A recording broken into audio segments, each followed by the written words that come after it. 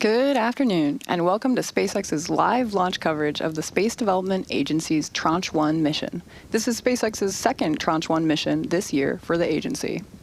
The Falcon 9 rocket on your screen is currently awaiting liftoff from Space Launch Complex 4 East, or SLC 4E, at Vandenberg Space Force Base in California in just about 8 minutes from now.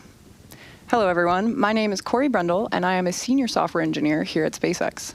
Today, we are delivering to orbit 21 satellites provided by Lockheed Martin for the data transport layer of the proliferated warfighter space architecture. The data transport function delivers tactical data to warfighters wherever they are in the world. These 21 satellites are the second of 10 satellite planes that make up the first tranche of warfighter capability.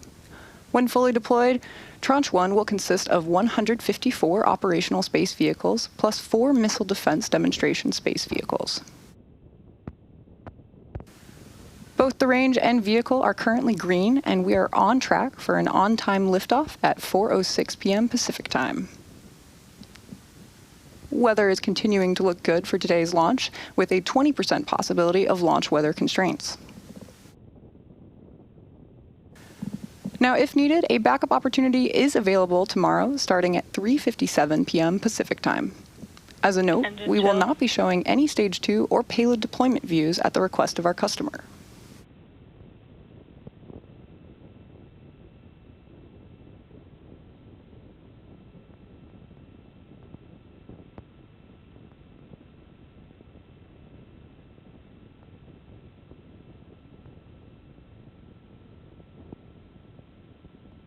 Let's go ahead and meet the Falcon 9 rocket on the pad. Falcon 9 is a two-stage rocket built for reusability that is 229 feet tall. At launch, it produces more than 1.7 million pounds of thrust. Rockets like Falcon 9 don't use all that power just to go straight up. Early in flight, Falcon 9 performs a gravity turn, which is a smooth pitch maneuver that tilts the rocket sideways to build Stage 1, RP1 load is complete. Great call out there. The gravity turn is a smooth pitch maneuver that tilts the rocket sideways to build up horizontal velocity. You may hear this call out about 10 seconds into launch as vehicle pitching downrange. Once the first stage completes its portion of the mission, it shuts down and separates. A stage rocket like Falcon 9 sheds that booster so that Stage 2 and the payload can keep climbing faster and more efficiently. After stage separation, today's booster will land on our drone ship, Of Course I Still Love You, which is currently stationed out in the Pacific Ocean. This particular booster will be returning to Earth for its 7th time, having previously supported 5 Starlink missions and the Tranche 1 mission earlier this year. The second stage takes over from there. It's powered by a single Merlin vacuum engine, also known as the MVAC. With its extended nozzle and optimized design, the MVAC drives maximum performance in the vacuum of space. Topping off the Falcon 9 rocket is the payload fairing. This is a 17-foot wide carbon composite shell that protects the payload during the uphill trip through the atmosphere. About 3 minutes into flight, both halves of the fairing will separate and parachute back to Earth. Our fairing halves have seen multiple flights, with one half flying Falcon 9 tanks are pressing for Shongback retract. Awesome call out there. Our fairing halves have already seen multiple flights, with one half flying for its 4th time today and the other for its 3rd. If recovery goes to plan, the fairings will be pulled from the ocean and prepped to fly again. This reusability is exactly what makes the Falcon 9 such a remarkable vehicle. Now, next up in the countdown, the transporter erector, or TE, will begin to retract.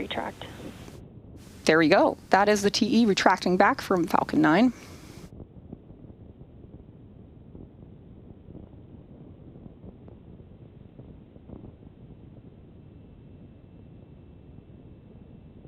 The TE is the large truss structure you see standing next to the rocket. It's hinged at the base and connected to the launch mount beneath the first stage. First, the clamps around the second stage open, then the TE begins to pivot back, slowly pivoting away from the rocket. It should reach full recline by T-minus 2 minutes and 50 seconds. There we see that retraction.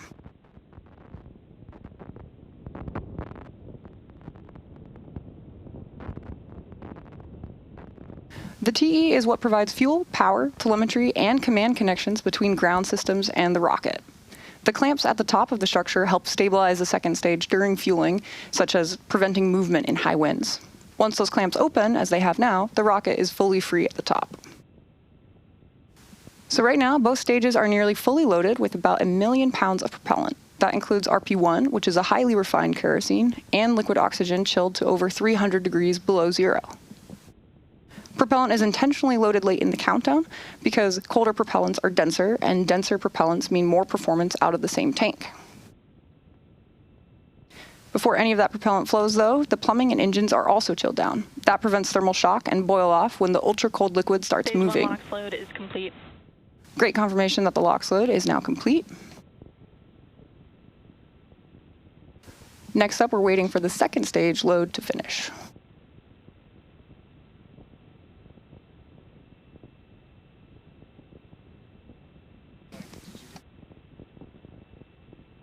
At T-minus 60 seconds, Falcon 9 will enter startup, and at that point, the rocket's onboard flight computers take over. From here on, the countdown is fully autonomous.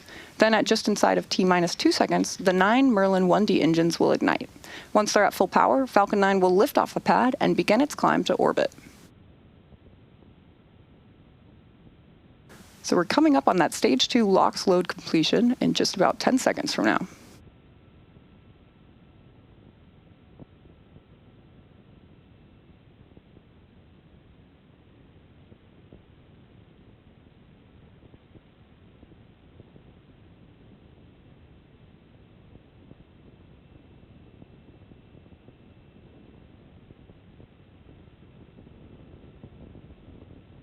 Weather is still looking green, and the range is... Stage 2 LOX load is complete.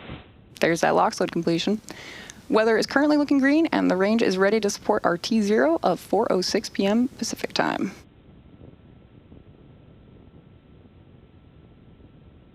Ground gas closeouts. There's that call out that gas closeout has started. That refers to venting and closing out of our gaseous systems, such as topping off tanks and sealing vents to maintain pressure. We're standing by now for confirmation that Falcon 9 is in startup, which we should hear around the T-1 minute mark.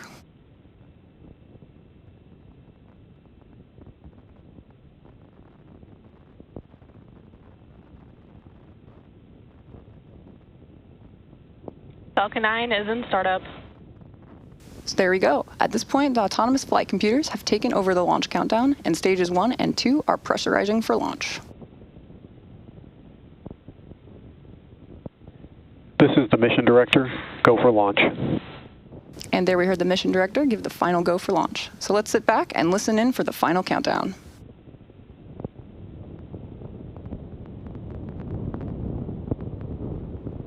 T-minus 3 seconds.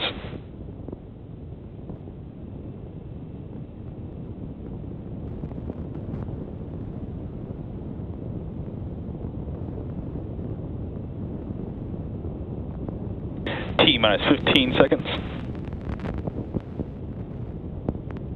T-minus 10, 9, 8, 7, 6, 5, 4, 3, 2, 1. Ignition.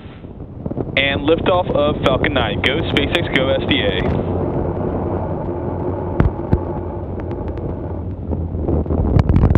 Vehicle is pitching downrange. MOD chamber pressures are nominal.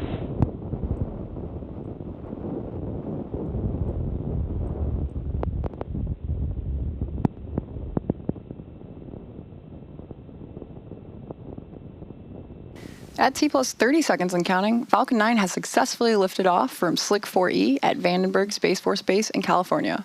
We've got a great view of the rocket today. In case you are just joining us, this is the Space Development Agency's Tranche 1 mission, and we just had an on-time liftoff today. Power and telemetry nominal. Nominal liftoff today at 4:06 p.m. Pacific Time. Coming up next, the vehicle will be passing through Max Q, which is the point in the mission profile where the vehicle Vehicle is experiences supersonic.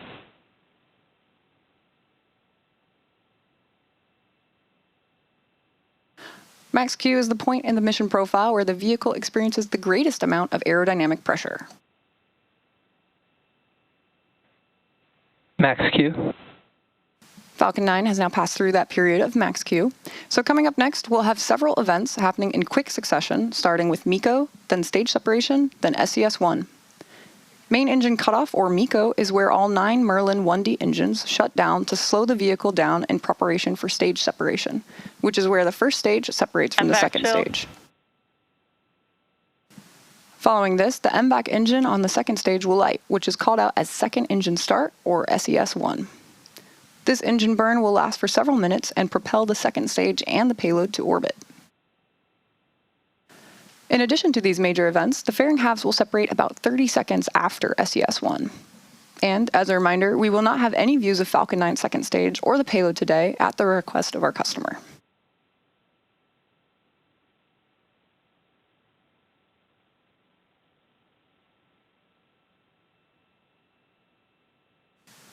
So we should be coming up on MECO in 15 seconds here.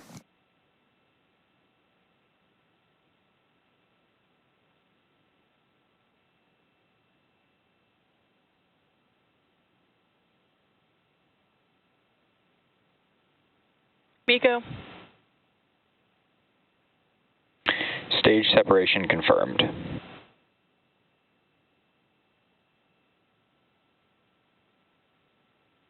MVAC startup. And there's that series of back-to-back callouts there, which again were MECO, stage separation, and SES-1. Coming up shortly, we should hear a callout for fairing separation, but as a reminder, we will not be showing it on screen today.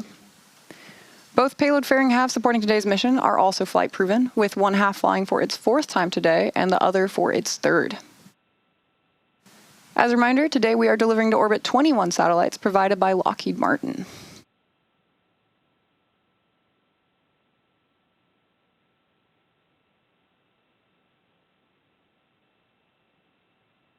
Fairing separation confirmed.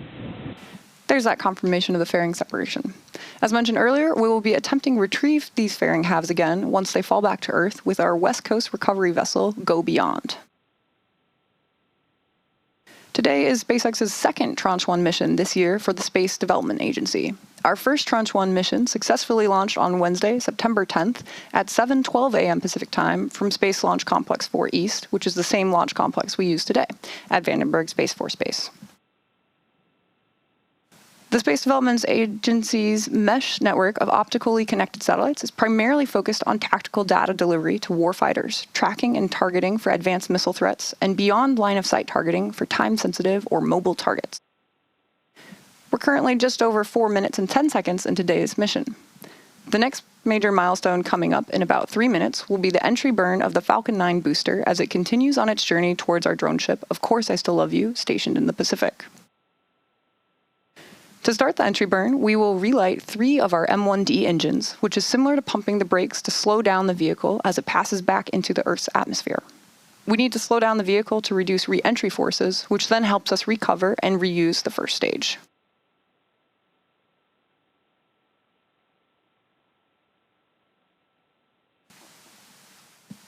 If you're just joining us today, we are delivering to orbit 21 satellites provided by Lockheed Martin for the data transport layer of the proliferated warfighter space architecture. The data transport function delivers tactical data to warfighters wherever they are in the world. These 21 satellites are the second of 10 satellite planes that make up the first tranche of warfighter capability. The Tranche 1 constellation serves as the initial warfighting capability for the proliferated warfighter space architecture and provides regional, persistent access to warfighters on land, at sea, and in the air for communications supporting advanced missile warning and missile tracking and beyond line-of-sight targeting. When fully deployed, Tranche 1 will consist of 154 operational space vehicles, plus 4 missile defense demonstration space vehicles.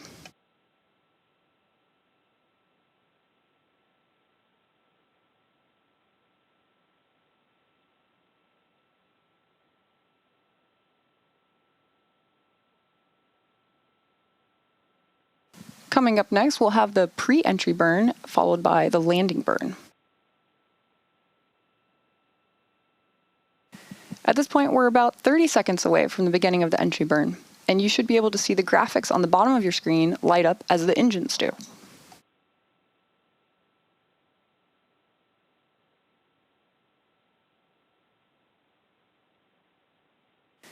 Another 15 seconds here until that entry burn begins.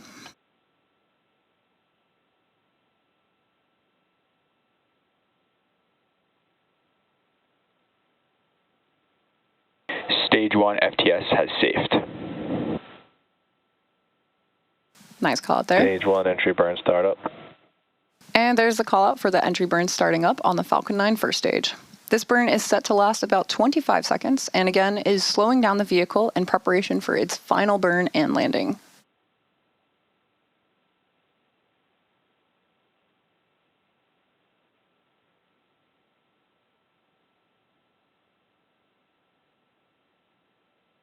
Stage 1 entry burn shutdown. There's that call out for entry burn shutdown, which marks the completion of the Falcon 9 first stage entry burn. Coming up next will be the first stage landing burn, which will start a little over a minute from now. The Merlins on the Falcon first stage are optimized for sea level, and these achieve 190,000 pounds of thrust each during ascent and descent. At liftoff, Falcon's first stage has thrust greater than 5 747 airplanes at full power. The single MVAC engine on the second stage has a much wider nozzle and is optimized to operate in space, producing over 220,000 pounds of thrust in vacuum.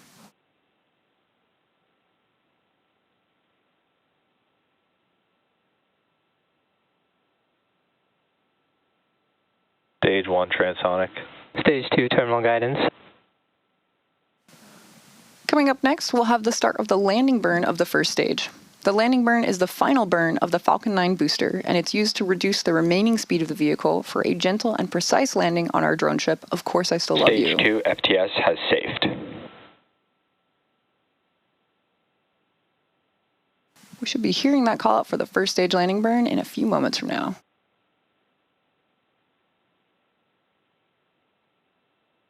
Stage 1 landing burn.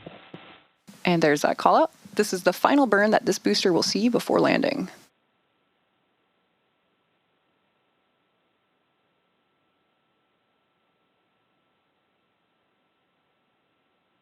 Landing light deploy. MVAC shut down. Stage 1 landing confirmed. Some awesome views there of the grid fins on our way down. And that marks another successful landing of our Falcon 9 rocket. This is the 7th launch. Nominal orbit insertion. This is the 7th launch and landing for this first stage.